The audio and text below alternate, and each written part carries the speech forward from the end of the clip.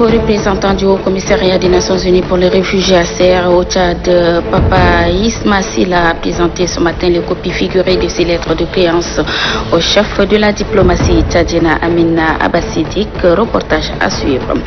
La session ordinaire du Conseil économique, social et culturel se poursuit dans la capitale. Les conseillers ont reçu le représentant résident de la Banque des États de l'Afrique centrale, Anouro Mamad Hassan, et quelques acteurs économiques. Et puis baccalauréat session d'août 2020, le jury s'attelle pour que cet examen se déroule dans de bonnes conditions le lundi 17 août. À suivre le reportage d'une de nos équipes. Bienvenue aux 20h, mesdames et messieurs. Bonsoir et merci de nous recevoir chez vous. Nous démarrons cette édition avec ce message du président de la République du Cameroun, Paul Biya, au maréchal Idriss Déby Itno, président de la République du Tchad. Le message est ainsi libellé: Monsieur le Président et chers frères, j'ai le réel plaisir de vous adresser mes vives et chaleureuses félicitations à l'occasion de la commémoration le 11 août de la fête nationale de votre pays. J'ai associé mes souhaits de paix, de santé, de prospérité pour le peuple tchadien. Je me réjouis en cette solennelle circonstance de l'excellence des relations d'amitié et de coopération qui unissent le Cameroun et le Tchad, et vous réitère ma détermination à éradiquer, grâce à nos efforts conjugués, le fléau terroriste dans notre sous-région. Veuillez agréer, Monsieur le Président et chers frères, les assurances renouvelées de ma très haute considération. Paul Biya, président de la République du Cameroun. Dans l'actualité ce soir, la corruption et le détournement des deniers publics, ces deux pratiques peu orthodoxes, ont été condamnées avec la dernière énergie par le maréchal du Tchad ce 11 août lors de son élévation. Idriss Déby Itno a particulièrement insisté sur la corruption, ce mal qui entrave le développement socio-économique de notre pays de Barebert. La corruption est un véritable fléau qui gangrène notre société. Elle a atteint tous les échelons de la vie nationale. Les différents secteurs de la vie publique sont horriblement touchés par ce mal. Dans son discours à la nation lors de son intronisation à la dignité de maréchal, le président de la République, chef de l'État, a ouvertement tiré à boulet rouge sur les prédateurs qui se livrent à cette pratique. Ces prédateurs le trouveront sur son chemin. Désormais, une lutte sans merci est engagée contre les faussaires de l'économie nationale. Ils n'auront plus la chance de dilapider les deniers publics. Les agents de l'État qui se seraient rendus coupables seront châtiés. Ceux qui confondent les caisses de l'État à leurs poches n'auront plus droit de citer. La corruption, la gabegie, le clientélisme et la concussion.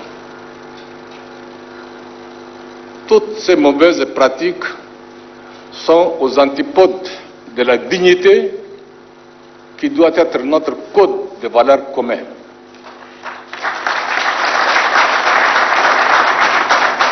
À l'inverse, les objectifs en lien avec l'intérêt supérieur de la nation doivent focaliser nos attentions. Nous ne devons en aucune manière trahir le pacte républicain à la base de la nouvelle République qui nous impose de bâtir un État fiable et durable, jouissant de toute sa prestance dans les landerneaux de la géopolitique mondiale. Dans la quête de cet objectif, nous devons transcender tous les égoïsmes et toutes les considérations en lien avec les clivages de toute nature. Au demeurant, seule la devise nationale, unité, travail, progrès, qui fonde notre identité, doit déterminer toutes nos actions pour les générations actuelles et la postérité. Nous ne devons en aucune manière trahir le pacte républicain, soutient le maréchal du Tchad, Idriss Déby Itno, président de la République, chef de l'État. C'est une nouvelle cité fondée sur des valeurs républicaines qui sont l'unité, le travail et le progrès. En s'appuyant sur ces valeurs, le maréchal du Tchad, Idriss Déby Itno, président de la République, chef de l'État, voudrait bien mettre un point d'honneur sur l'amour de la patrie et la culture de l'excellence. Ce sont des valeurs qui participent au développement socio-économique du pays. La corruption sous toutes ses formes n'a pas droit de citer au Tchad. Tous les crimes économiques seront punis sans ménagement et la rigueur de la loi s'appliquera dans toute sa plénitude à l'égard de tous ceux qui défient l'État en s'enrichissant sur le dos du contribuable tchadien, a affirmé le maréchal du Tchad. Par rapport justement à cette déclaration, notre reporter Variladi a tendu son micro ce matin au 6e substitut du procureur de la République. Suivez sa réponse. Le Tchad a depuis plusieurs années tout un arsenal pour lutter efficacement contre la corruption. Donc ça a commencé d'abord par la loi 004/2000 portant répression de la corruption et des infractions assimilées. Nous avons constaté des insuffisances et puis elle a été abrogée en faveur de l'ordonnance 11/2012. Cette ordonnance également, ça a été appliqué, les juridictions ont fonctionné avec. Ce qui est à saluer, c'est une innovation d'ailleurs du nouveau code pénal tchadien. Les textes spécifiques que je viens de citer ont été intégrés dans la constitution, dans le code pénal de 2017. Donc aujourd'hui, sur le plan juridique, nous avons le code pénal qui consacre carrément tout un chapitre à la corruption et des infractions assimilées. Sur la base de ces textes que je viens de citer, que les parquets déclenchent l'action publique. C'est pourquoi l'inspection, après avoir déposé un rapport, ils nous font parvenir leur plainte. Et sur la base de cette plainte, nous visons bien évidemment le code pénal, en tout cas le chapitre qui est consacré à la lutte contre la corruption. Surtout, le chef de l'État a mis l'accent sur les détourneurs des deniers publics. Voilà un extrait sélectionné par Variladi. Vous le saviez peut-être, c'est le 13 août 2017 que l'accord politique entre l'opposition et la majorité présidentielle a été signé en présence de la communauté internationale. Il est le fruit d'un exercice politique exemplaire engagé en décembre 2006 avec le soutien de 17 partis représentatifs de la scène politique tchadienne. Bacharia Issanga apporte quelques éléments de réponse ce soir par rapport à l'avancée majeure dans la restauration de la confiance politique et la consolidation du processus démocratique tchadien. Suivez. 13 août 2007, 13 août 2020, cela fait exactement 13 ans que majorité présidentielle et opposition démocratique accordent leur violon pour donner une image idyllique au processus démocratique. Un événement hautement politique, d'où un accord est signé de quoi mettre la machine électorale en marche. Dans ce processus, les partenaires ont aussi joué un rôle très important à travers leur suivi et appui financier pour que les élections présidentielles, législatives et communales se déroulent librement et de manière transparente. Motiver les acteurs politiques ont mis sur pied le cadre national de dialogue politique CNDP, où majorité présidentielle et opposition démocratique seront représentés par 15 membres chacun. Un cadre idéal qui permet au comité de suivi de l'accord de jouer pleinement son rôle et à la Commission électorale nationale indépendante de superviser les élections. Malgré les tergiversations politiques, le maréchal du Tchad, Idriss Déby Itno, président de la République, a appelé les hommes politiques d'assumer leurs responsabilités et à la Commission électorale nationale indépendante une semaine afin que le chronogramme détaillé des élections soit prêt. De concert avec les leaders politiques, les orientations du garant de la Constitution, le maréchal du Tchad Idriss Déby Itno, ont été prises en compte. Ainsi, le 11 avril 2021 aura lieu la présidentielle et le 24 octobre de la même année, les législatives et les communales. Le ministre d'État, ministre secrétaire général de la présidence de la République, Kalzebe Payimi Debe, a visité hier les chantiers de construction de réhabilitation de la cathédrale Notre-Dame de la Paix et celui du ministère des Affaires étrangères. Alors que peut-on retenir de cette descente? Je vous laisse suivre ce reportage de Nasser Notiti. Le chantier de réhabilitation de la cathédrale Notre-Dame de la Paix de N'Djamena avance à pas de caméléon. Et pourtant, le Trésor public a déboursé plus de 80% du montant total de construction. C'est 12 où le ministre d'État, ministre secrétaire général de la présidence de la République, Kalzebe Payimi Debe, est allé à la rencontre des responsables de l'entreprise contractante. Le ministre d'État a mis plus d'une heure pour visiter tous les coins et recoins du chantier à l'effet de constater de visu l'exécution des travaux comparativement aux fiches introduites au maréchal du Tchad, Idriss Déby Itno, président de la République, chef de l'État, sur l'évolution des dits travaux. Les instructions sont claires et ne souffrent d'aucune ambiguïté. Les fidèles catholiques doivent fêter la fête des Pâques 2021 au sein de cette cathédrale Notre-Dame de la Paix. Autrement dit, l'entreprise adjudicatrice doit mettre les bouchées doubles pour faire acheminer dans les meilleurs délais la charpente fabriquée en Europe. Les instructions claires et limpides données au chantier de réhabilitation de la cathédrale Notre-Dame de la Paix de N'Djamena, le ministre d'État, ministre secrétaire général de la présidence de la République, Kalzebe Payimi Debe, met cap sur un autre chantier d'intérêt national qui domine le quartier Djambangato dans la commune du 2e arrondissement de la capitale. Il s'agit du joyau architectural qui abritera le ministère des Affaires étrangères. Cet ensemble architectural coûte au bas mot au budget de l'État quelque 45 milliards en génie civil et 8,7 milliards en équipement. À ce jour,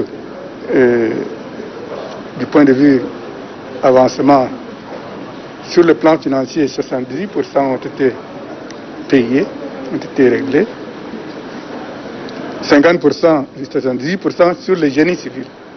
50% sur les équipements ont été effectivement payés. Si les travaux sur place sont exécutés à 78%, les équipements et commodités architecturales commandés depuis l'extérieur sont stockés au port depuis 3 ans. Le ministre d'État a été on ne peut plus clair à ce sujet. Pendant les 3 ans, ça peut connaître des problèmes de qualité. Ça peut se détériorer. Ça signifie qu'il faut aller sur le site, inspecter sur site pour faire la réception. En plus de cela, le deuxième volet, il y a le problème de frais de stockage. Le fournisseur était prêt à acheminer le matériel et quand on lui a dit que l'infrastructure n'était pas encore avancée pour accueillir le matériel, donc il a fallu que ce soit stocké là-bas. Donc il vient d'instruire le secrétaire d'État aux Affaires étrangères de s'asseoir avec l'entreprise pour régler, pour clarifier cette question de manière à ce que les équipements soient livrés dans les meilleurs délais possibles. Après avoir fait le tour des différents compartiments, le ministre d'État, ministre secrétaire général de la présidence de la République, Kalzebe Payimi Debe, fixe un deadline à l'entreprise qui exécute les travaux. Il est prévu que ça soit fini en fin juin. Fin juin, nous, au niveau du gouvernement, nous ne pouvons pas accepter fin juin. Ça a pris du retard et c'est le programme du chef de l'État. Ce programme doit être exécuté avant la fin du mandat actuel. Donc, au maximum, d'ici avril au maximum, il faut que le bâtiment soit livré. Donc, j'engage le ministère des Infrastructures, le ministère des Affaires étrangères, donc à voir avec les entreprises pour finir ces travaux dans les délais requis. Les dates fixées pour réceptionner officiellement la cathédrale Notre-Dame de la Paix et le siège du ministère des Affaires étrangères ne sont ni extensibles, moins encore négociables. Le maréchal du Tchad Idriss Déby Itno, président de la République, chef de l'État, place ces deux chantiers au cœur de ses préoccupations. Le nouveau représentant du Haut Commissariat des Nations Unies pour les réfugiés HCR au Tchad, Papa Kisma Sila, a présenté ce matin les copies figurées de ses lettres de créance au chef de la diplomatie tchadienne, Amin Abbasidik. Le diplomate onusien se dit prêt à accompagner les actions du gouvernement en faveur des réfugiés et des personnes déplacées. Il est au micro d'Apolline Gagné. Notre première priorité, c'est de travailler la main dans la main avec le gouvernement tchadien, les populations tchadiennes qui ont bien voulu aussi accueillir les réfugiés afin que l'assistance soit apportée, mais surtout travailler sur des solutions durables. Nous essaierons de tisser cette coopération afin de diminuer la pression socio-économique sur les populations tchadiennes. Aussi, nous allons continuer ça fait quelques années que nous sommes présents ici, promouvoir la coexistence pacifique entre les communautés réfugiées, les communautés tchadiennes dans les zones qui ont accueilli de grands camps de réfugiés, parce que sans la paix, rien ne peut se faire. Continuer à renforcer le travail avec le gouvernement tchadien à travers la Commission nationale chargée des réfugiés, travailler sur des solutions durables à l'ouest suite aux effets du mouvement Boko Haram où des déplacés arrivent dans certaines villes au Tchad, mais aussi travailler avec des autres organisations des Nations Unies sous le leadership de Madame la résidente coordinatrice pour adresser les problèmes de migration, les problèmes de sécurité au niveau de certaines frontières. Vous savez, le Tchad est j'appelle ça, c'est la clé. Nous sommes malheureusement entourés par différentes situations. Nous avons la Libye, nous avons la RCA, nous avons d'autres pays pour lesquels un potentiel de situations, disons, humanitaires peuvent se présenter. Donc il s'agit pour nous de travailler avec les différentes agences, les différents bailleurs et le gouvernement du Tchad pour être prêts à répondre au cas où certaines situations désolantes se présentent. Voilà, et puis je vous l'annonçais en titre, la session ordinaire du Conseil économique, social et culturel se poursuit dans la capitale ce jeudi. Les conseillers ont reçu le représentant résident de la Banque des États de l'Afrique centrale, Anour Mamata Hassan, et quelques acteurs économiques. Objectif proposer ou encore adopter des moyens stratégiques pouvant conduire à la relance de l'économie tchadienne. Thomas Ousmane Diali. Au 9e jour des travaux de la session ordinaire 2020 du Conseil économique, social et culturel, la thématique de l'économie tchadienne est passée au peigne fin. Un exposé fort édifiant a été présenté par le directeur national de la Banque des États de l'Afrique centrale, Anour Mohamed Hassan.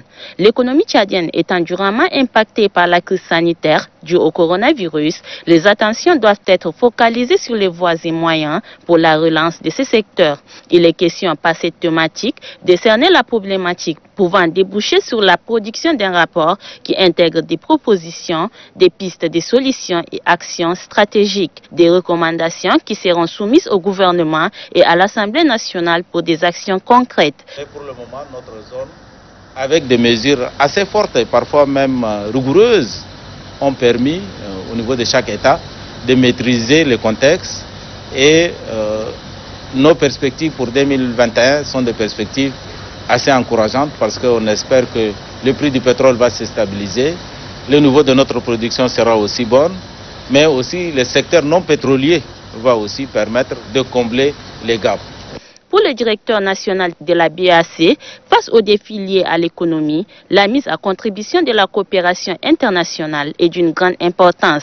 Les conseillers de la République, avec la contribution des divers acteurs, sont déterminés à jeter les bases en faveur de la relance économique.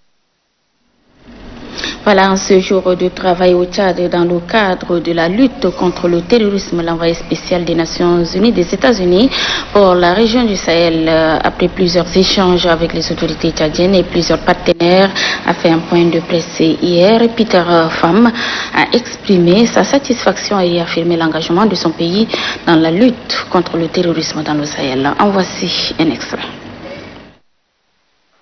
Au nom du président des États-Unis et le secrétaire d'État, j'offre mes sincères félicitations au maréchal du Tchad, son Excellence Idriss Déby Itno, président de la République, chef d'État, et au peuple tchadien à l'occasion de la 60e anniversaire de l'indépendance. Merci de m'avoir donné l'occasion de discuter la région du Sahel. La vulnérabilité de ces États et l'instabilité à laquelle ils sont confrontés permettent la propagation du terrorisme, facilitent la criminalité transnationale organisée, étouffent la croissance économique, menacent les institutions démocratiques, permettent la propagation des maladies pandémiques et provoquent de nouveaux flux migratoires déstabilisants. La création de mon poste d'envoyé spécial pour la région du Sahel par le secrétaire d'État reflète l'engagement du gouvernement des États-Unis envers la région. Mon mandat en tant qu'envoyé spécial comporte 4 éléments clés pour réaliser cela.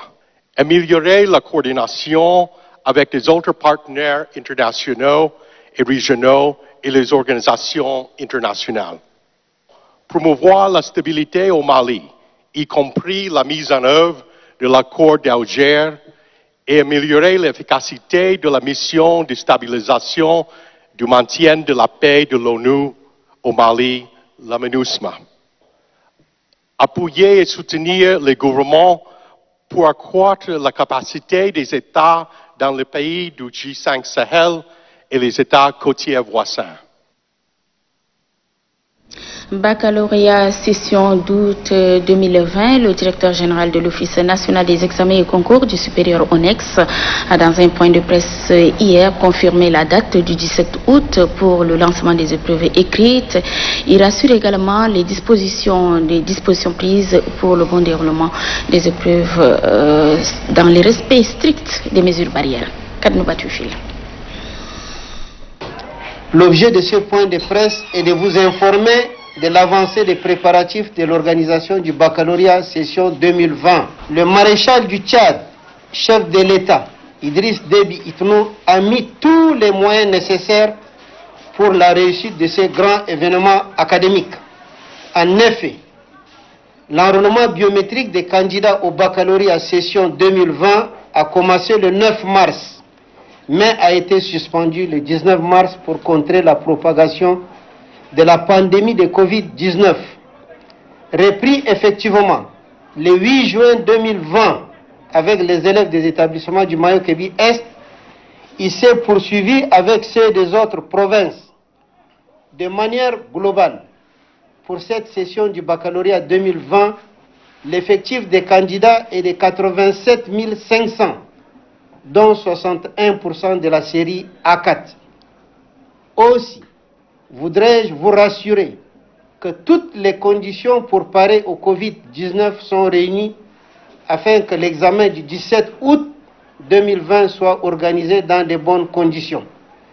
Ces mesures sont entre autres l'alternance des jours des candidats par série et la multiplication des centres de correction en Djamena qui passe désormais de 1 à 4.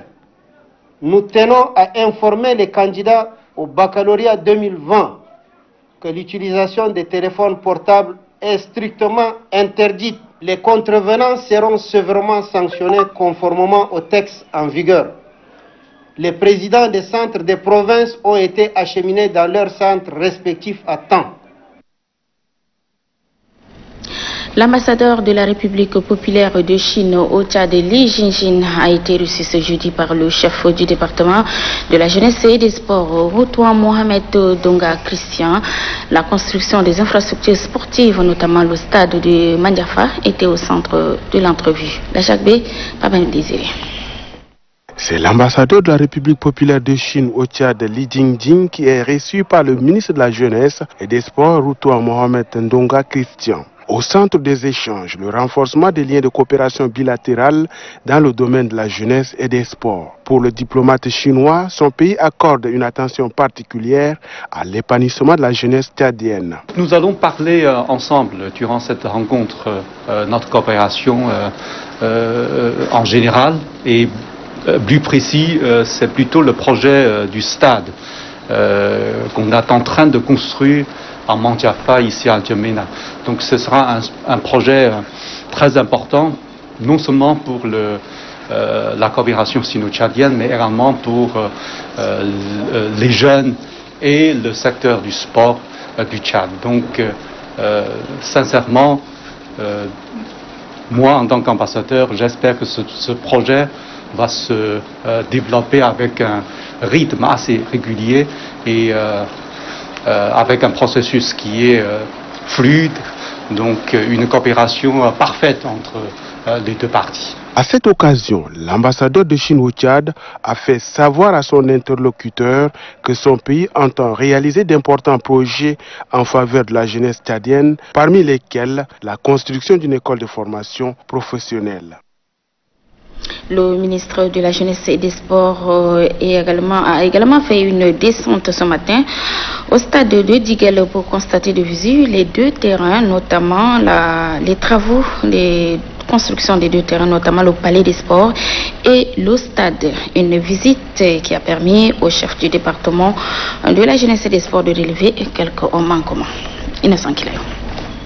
Suspendues depuis 5 mois à cause de la pandémie de coronavirus, les activités sportives ne sont pas encore reprises. Pour s'assurer de la relance des activités sportives, le ministre en charge des sports décide de visiter les différentes structures sportives de la place. La visite du palais de sport et du stade de Diguel ont permis au ministre en charge des sports de faire des constats. Je viens là pour constater moi-même l'état d'avancement de ce stade qui a été à grande partie achevé. Il reste des compléments à faire pour pouvoir achever de manière complète et mettre à disposition de mouvements sportifs pour que ça puisse être profitable et être utilisé selon les objectifs fixés par ce stade. En chantier depuis 2010, le stade de Diguel reste toujours inachevé et certains compartiments comme le tartan commencent à se dégrader, ce qui amène le ministre de la promotion de l'emploi, de la jeunesse et des sports à réagir. 90% à mon avis de travaux ont été effectués, tout ce qui reste c'est réhabiliter le stade un peu défaillant, mais je pense qu'en majorité le travail a avancé et puis il faut donc que nous puissions se pencher sur ce dossier pour finaliser de manière concrète.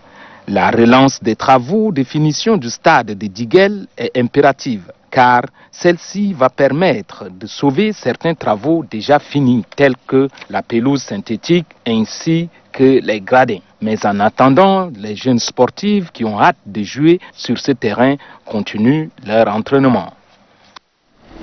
Et puis le collectif d'action des jeunes pour la paix, le développement et l'émergence du Tchad par l'entremise de son président a fait un point de presse relativement à l'élévation du président de la République à la dignité du maréchal du Tchad. Un extrait.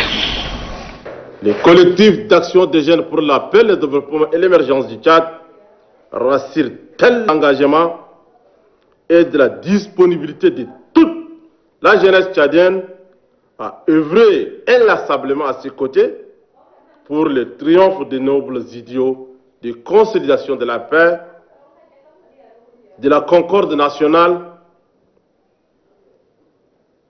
gage de tout développement durable et harmonieux, qui incarne en cette ère de la 4e République, en vue de remporter des victoires encore plus éclatante lors des consultations électorales qui pointent à l'horizon. Les collectifs d'action des jeunes pour la paix, le développement et l'émergence du Tchad qui est très ravi de l'élévation à la dignité honorifique du maréchal du Tchad, accordée à son Excellence Idriss Déby Itno, président de la République, chef de l'État, chef du gouvernement, adresse ses remerciements les plus sincères à la représentation nationale pour avoir accompli un vote responsable sous la direction du docteur Haroun Kabadi. Et nous bouclons cette édition avec ce communiqué de la coordination nationale de riposte sanitaire. La situation épidémiologique de la maladie à coronavirus de ce jeudi 13 août 2020 se présente comme suit. 264 échantillons analysés, 0 cas confirmés, un guéri portant le total à 860, 0 décès, total des décès 76, 13 malades sous traitement. Le nombre des cas confirmés depuis le 19 août 2020 est de 949, dont 232 femmes réparties dans 15 provinces. La coordination nationale de riposte sanitaire invite la population à rester sereine, solidaire, vigilante et rappelle au respect strict des mesures barrières, notamment la distanciation physique en cas de signes tels que fièvre, toux, éternuement ou difficultés respiratoires. Appelez gratuitement au le 13-13. Voilà, à la signature, le coordonnateur national de riposte sanitaire, professeur Choua Ouchemi. C'est la fin de cette édition. Merci de l'avoir suivi. Très bonne suite des programmes sur Téléchat. Je vous retrouve le même plaisir. Bonsoir.